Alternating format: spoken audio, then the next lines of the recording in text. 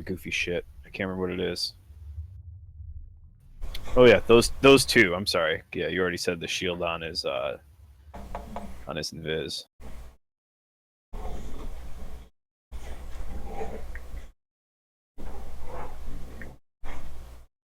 Well, here we go. When we talked about these compositions before, Cranor's composition is just pretty standard affair at this point. You got your tank and your support, and you direct damage dealers. Whereas Kerodon's team, I still say I don't understand exactly what it does, but it just keeps working. So, hey, if like I said, if it's not broke, don't fix it. I am super excited here. Here we go. Game 1 of the finals, best of 3. Let's do it. All of the teams I've seen this tournament have gone back to the old school style of openings where they just stay back, stay out of vision as long as possible. So I don't expect anything different here. Yeah, it seems to be pretty standard, just to play much safer than you would like in regular queuing. Hey! Knock it off.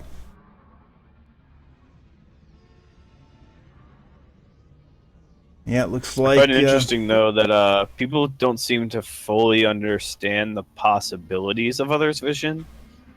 Like, there's not really a reason not to move a gray forward more at the start, because as long as you understand how far their vision could possibly be, there's no reason not to move just to the edge of it. And we got a black hole coming down on Truant on the pup. He is invisible, so we're going to see that coming in. The devastating pup black hole wall combo. If he can find somebody that is. This is exactly what I was talking about when you see this situation occur. Their scout has scouted, and Gray hasn't really seen anything yet. Yeah, absolutely. But does Truant even know they're in there? I wasn't seeing that side of the map. Did yeah. Yeah, actually, he doesn't.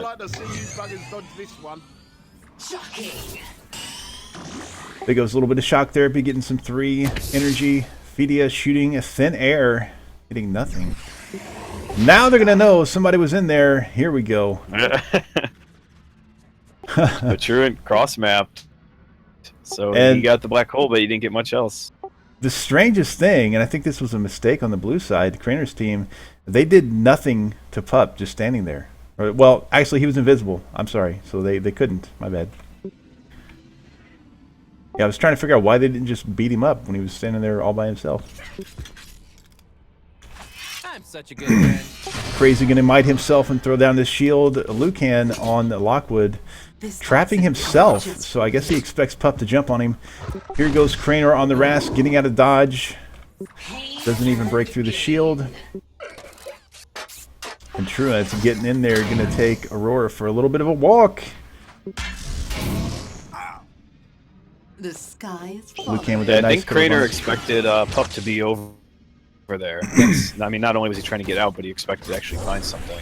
He didn't. I don't think anyone expected Pup to cross map like that. Yeah, and now Seffiel on the Aurora, way out of position. Might have to use that Catalyst Flash early on turn 5, but you never want to do that. That's a terrible idea. Especially on a Freelancer with no built-in escape mechanism.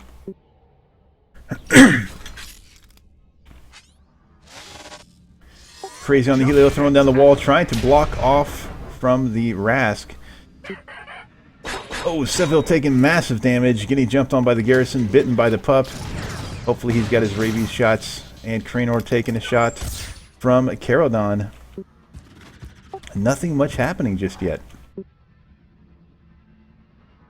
Truant got the heal. I'm actually quite surprised that Seth didn't just heal himself there, because they knew enough to know that Garrison was coming in, and since they alienated him, then you should feel it coming.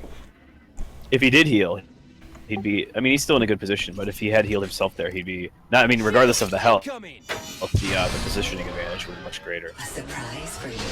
Seffiel throwing down that turtle tech. Pup jumping in, does not break through the shield, but that is going to be a little chase going on, and the slow coming down on Seffiel from Fidia's Garrison. Rask coming around the backside, getting on Kerodon, but he got the Helio shield, takes no damage as well. And Sefil not going to get away this time. Kerodon makes sure of that.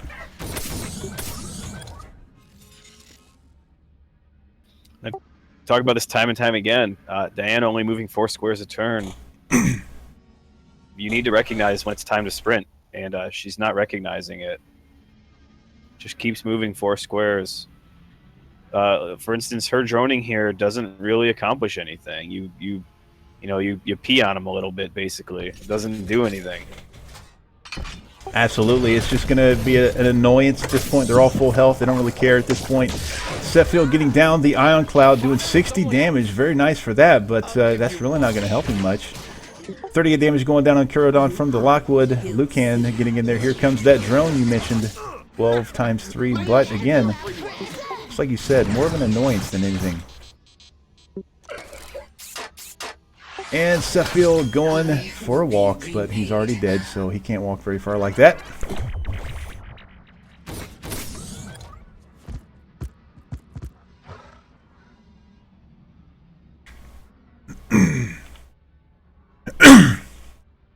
Trent with that black hole, but he doesn't really get anywhere near anybody. Lucan and Dyna the Dragon stand does way have back. his dash up, so Go ahead, I'm sorry. I don't think. I mean, he has his dash. It's good, but he should be expecting Lockwood to dash here. It's one of those situations where you kind of just do what you can because you don't have any good options. Ends up going on to the Rask with the black hole, and Helio throws down the wall as well, so that's going to hit him for sure. Kerodon throwing down the basic attacks. The mine's going to be doing some work there. I know Kerodon likes to run the weakened mines, which is fantastic, but Cranor not going to run through him this time. Goes through the wall, gets scrambled up, takes a little bit of damage. He's at half health, but Rask loves it anyway. He loves taking that damage. I saw Truant turn his ult on for a second there, and I feel like that is the better option. I'm actually quite surprised that he turned it off. He needs to make sure that Rask can't do much here. Yeah, once Rask gets that ult up, he's going to be able to reset all his cooldowns and get right back in or out at will. Catalyst Flash coming in for Cranor. Still going to take that damage from Helio. Didn't go, he went in a straight line. Still going to take the rockets from Fedia. Fedia using that second wind to get a little bit of health back. Kerodon missing as well, but the mines persist. And here we have a cluster right in the middle of the map. Yeah, if they're not familiar with where Pup is or has been, this is devastating for Blue Team, and they have no idea. This is going to be terrible for them. Got to see what happens here. This is where the game takes a turn, one way or the other. Cranor taking that mod, getting 80 health this turn. So Down in the Dragon kind of has an idea. Uses that turtle tech. So does Crazy on the Helio.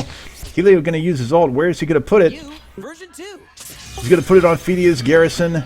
Looks like she's wanting to get in there. Going to jump in, and that is a good plan, I guess. Here comes the Pup ult you mentioned earlier.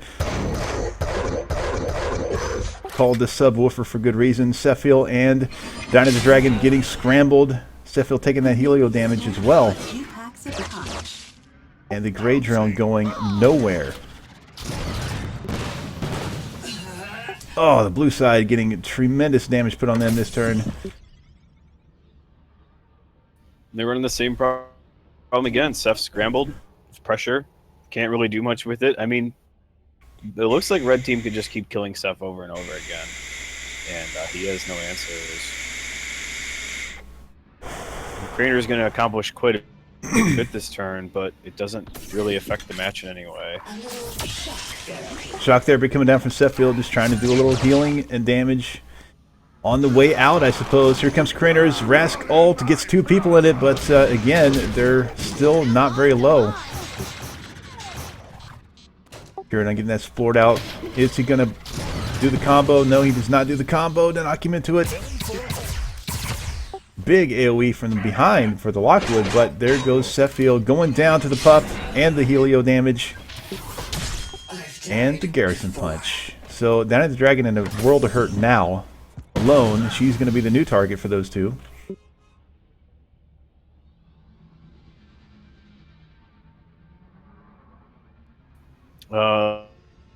Same stuff.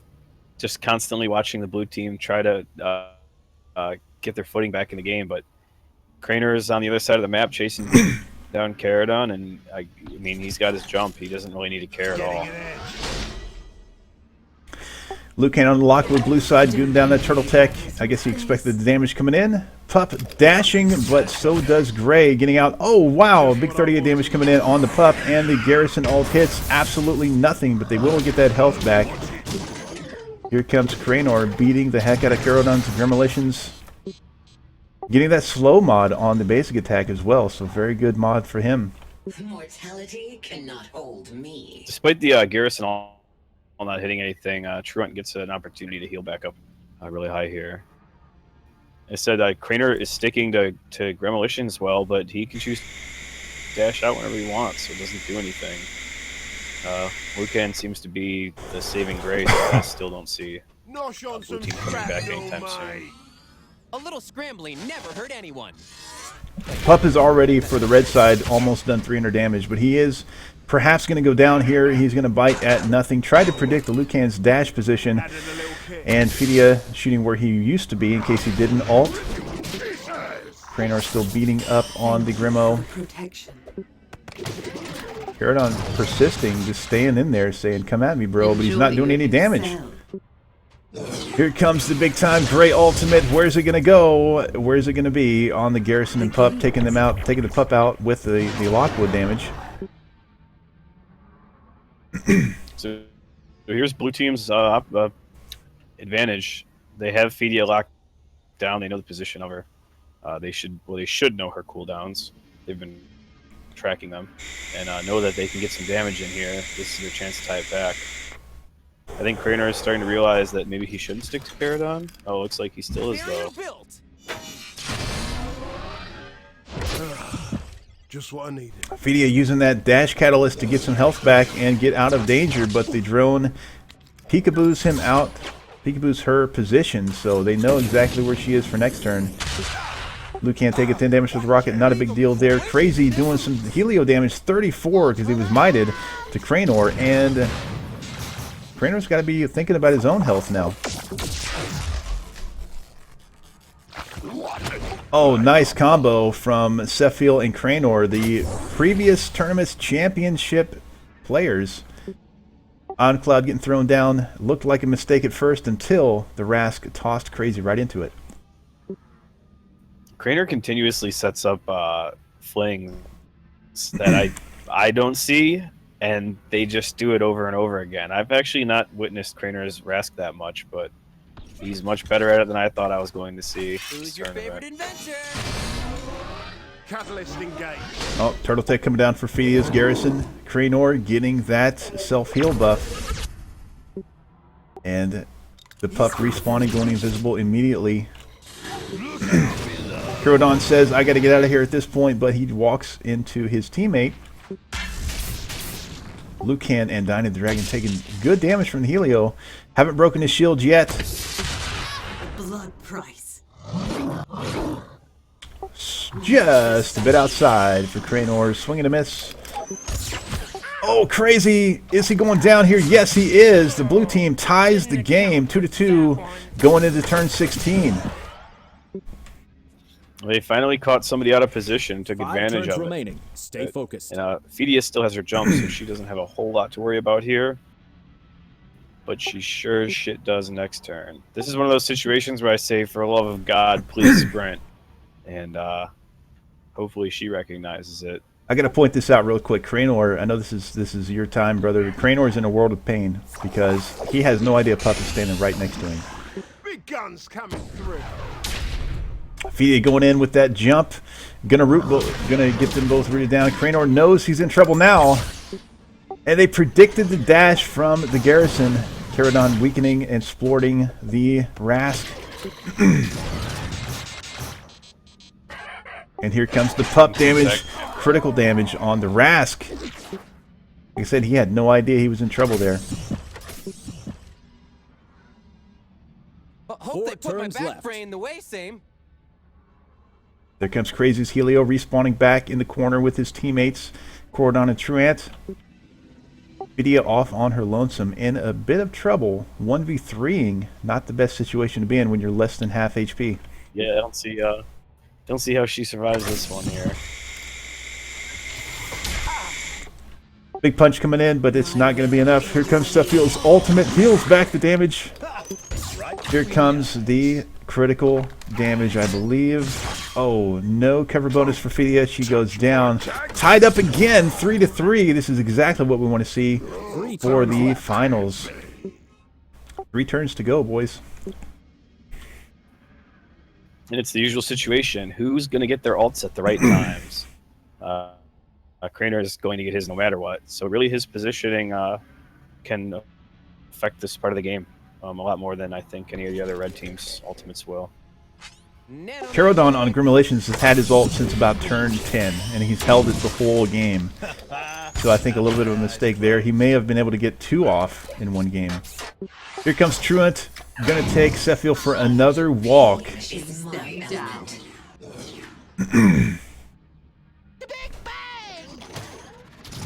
Kerodon still holding that ultimate, throwing Lucan through the Helio wall. So very good combo from them. Kerodon's Demolitions play has surprised me over and over again throughout the tournament. Every time I think like, oh man, I don't know what he's going to do over there, he does something that I don't see. Maybe I need to play more than I have been. maybe it's me now, and then everybody's passing me up. Maybe that's why we're sitting here talking and they are in the finals for the tournament, my friend. Crazy going for that shielded might on himself, but he's going to get weakened, so it cancels out that might. Sheffield trying to do what she can, or he can, with the Aurora. Crazy luckily getting that cover bonus, but this is not going to be cover bonus, and the 38 damage from the extra bounce. Sheffield getting bit by the pup again. Here comes Kerodon's ultimate. Finally, he launches it, but they're mostly full health. Only does 28 damage. He was weakened that turn, so he waited a bit too long, found the wrong timing, and got punished for it. So this is the final turn, and it looks like Crazy. Well, yeah, Crazy is in a really bad spot compared to anybody else on blue team. Ceph's positioning sucks, but she has ult. Aurora has ult rather. And I don't know. I think this game is going to come down entirely to what can Lucan do with his ult when he wants to. Yeah, Truant has the pup ult as well. Crazy's going to ult himself to try to survive. They're going to have to go through 107 damage to critically damage him this turn. Here comes 23 from Cranor. Here comes 20 more from the ultimate. Truant with the ultimate misses everything. Sheffield using that Catalyst Flash. Down to the Dragon, whiffing the auto attack. I can't believe it. 34 damage coming down from the Lockwood. They would have gotten the kill had Down to the Dragon not whiffed her basic attack. Perhaps a communication error, not on the same page, not communicating where the guy is exactly, assuming the other person knows when in reality they don't. I don't think she actually had that angle there. I think she was one square off, and she just took a shot. She does have drone now, so catching Crazy shouldn't prove too difficult. Cranor, of course, all his cooldowns are reset, and Lucan has his ult, so this might end up in blue team's favor. I would tend to agree because Crazy's in a terrible position. Turtle Tech coming out from Cranor's Rask. Crazy does get a shield, gets up to 57 effective health with a might. And Lucan hitting only 2 people. They were mostly full health anyway. Truant missing with the bite, of course, because Lockwood dashed out. Vidya getting a couple of rockets down. Not really going to change the context of the game. Crazy surviving so far. He's going to have 2 health left. Where is he going to go this time? Kerodon weakening Lucan and... Boy, it may end up 4-4 here. Oh man! I don't know. Yep, Lucan did get his dash up. I figured that's why he chose the ult that way. Because he knew he was getting out the next turn. So if they can predict his position, then they can they can get back in this. It may be pretty obvious where But he's going to otherwise, go. it looks like it's Blues. I mean, dashing to the health module is a little bit scary. But he gets to 40 health, so it's going to be game. I forgot about that. Yep. Sheffield did that in the last tournament finals so much, man. Just saving that health for the critical moment. Here comes the ultimate. Only hits Sheffield for 40 damage. Crazy trying to hit Lockwood. Misses Kerodon as well. Missing, whiffing everything.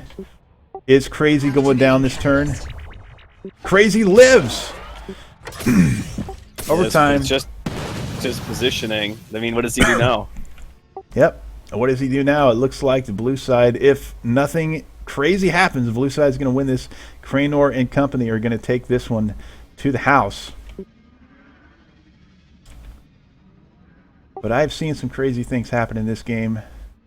I don't think it's going to happen Everyone's this too time. spread out. I don't see any. Yep, don't see any situation where they can win this. Oh, man.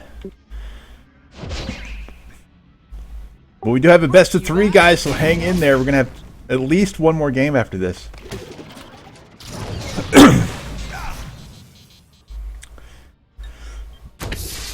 Lucan taking a bit of damage. Fidia not in range to hit anybody. Down the Dragon, throwing down the ultimate just to get it out of the way. Here goes Crazy. He is going down for sure. Damn, miscalculated. That is going to be GG for game 1. Blue side, Cranor's team takes the win. So just like I said, Lucan with the big shoulders. He's the one that had to carry that, and he definitely pulled it out. Even in bad situations, he managed to make better trades, and that's what put him back in the game. Yeah, Lucan looks like he was the most damage for the game. 592 damage dealt for the Lockwood. 305 taken, but he never died, so excellent job there. And let's see here. Sheffield going down twice, and they still managed to pull it out. Highest damage on the red side on Kerodon's team was Crazy the Helio, 408. So that is a situation they need to resolve come next game. It's an issue Tryon needs to resolve with Helio's damage. All right, well, we'll give the teams a few minutes to see if they want to stick with what they have or change up, and we'll get the next game started here in a few minutes.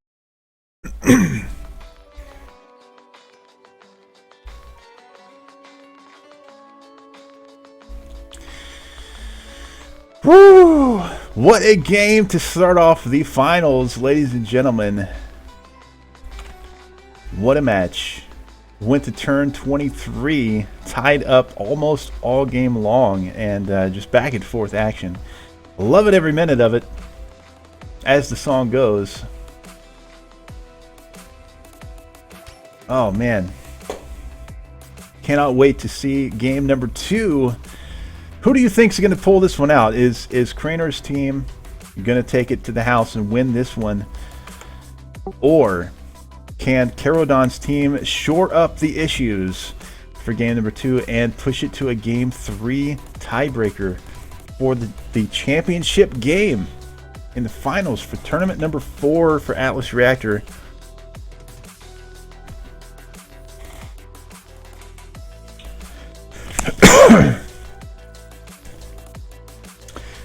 I agree, Leonard. We want to see more games equals more fun. We want to see game number 3 for sure. But hey, we got to see what happens, man. I'm just gonna sit back and relax, puff on my vape for a minute. Oh man, I am completely exhausted, but it's been totally worth it, man. I would not miss this for the world. I am having so much fun. You would not believe.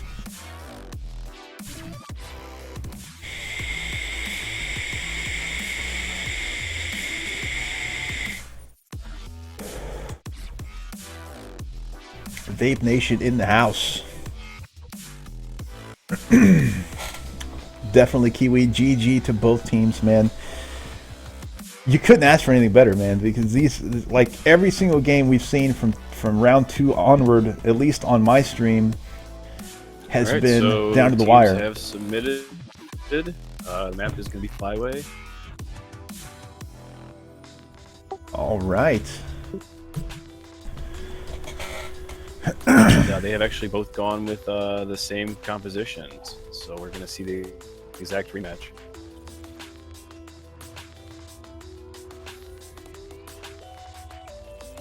I mean, it's not like anything went particularly poorly for Kerodon's team. It's just another one of those scenarios. One small decision is what ends up affecting the game enough to let's see who wins. Absolutely. And guys and girls watching, I want to take a moment and just thank you for supporting this tournament and Atlas Reactor in particular, because without you watching this would be completely pointless. It would just be for our own amusement, and it's more fun with more people, obviously. Thank you so much for showing up, for sticking with us this whole time, man, for hours and hours. Much love to you, the community, for sticking in and hanging with us and making it more fun than it really would have been otherwise.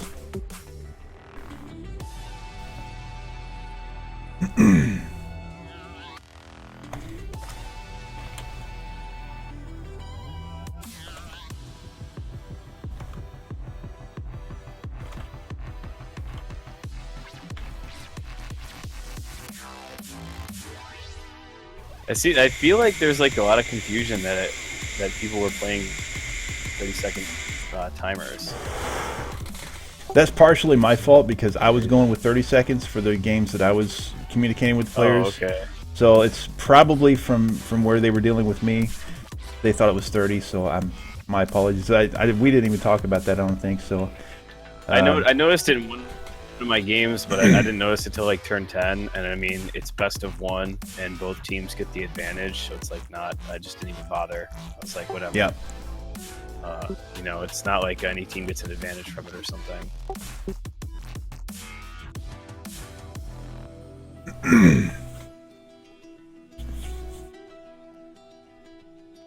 Yeah, Hagbuey says everything's been surprisingly close, and he's interested to see which group of these guys, like if these guys are going to stick together after the tournament, some of these teams, you know, because all the teams have been surprisingly good. I agree completely. And that's a huge part of what this was community building. I mean, I've seen some players where, you know, I didn't really know, like I don't even know who Tron is, and here he is in the finals, so. Absolutely, and he's definitely not being carried, man, because he's pulling his own weight for sure. Same. I don't actually think I've ever played against Crazy either, and same thing. He's in the finals. I know Crazy is European. That may play a part in that. I don't think I have either, but be that as it may, I mean, these guys are putting on one hell of a show. If you're excited for game number 2, let's see it in the chats for the streams, man. I cannot wait to get this underway, but I want to see game 3. So I'm pulling for Kerodon's team for sure this match.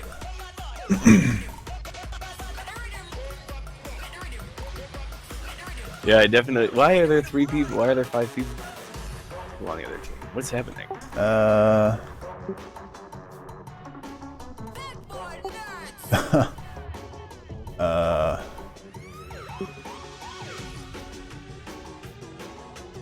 Zephyr Lucan.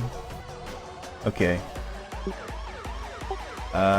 Truant was over there, but we still had 4 people at the bottom, so I don't know what's going on.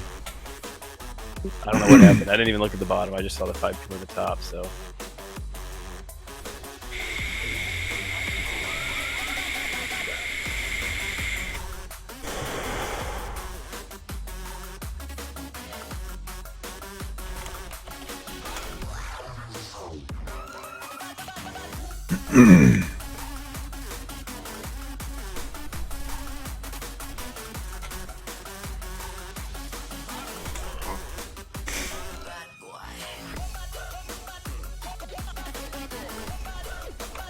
Man, I love that Aurora skin. It's nothing to do with the tournament at all, but every time I see it, I'm like, I wish I liked to play support because I think that skin is so cool.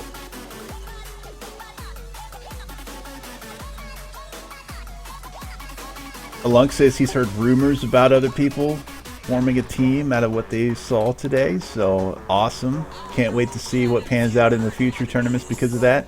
And we are getting ready to get into the loading screen, guys. Come on, let's get hyped. Game 2.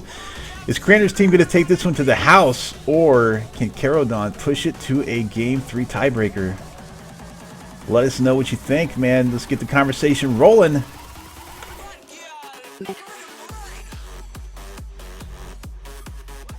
I turned the music off. Oh man, that was such a good song for this situation.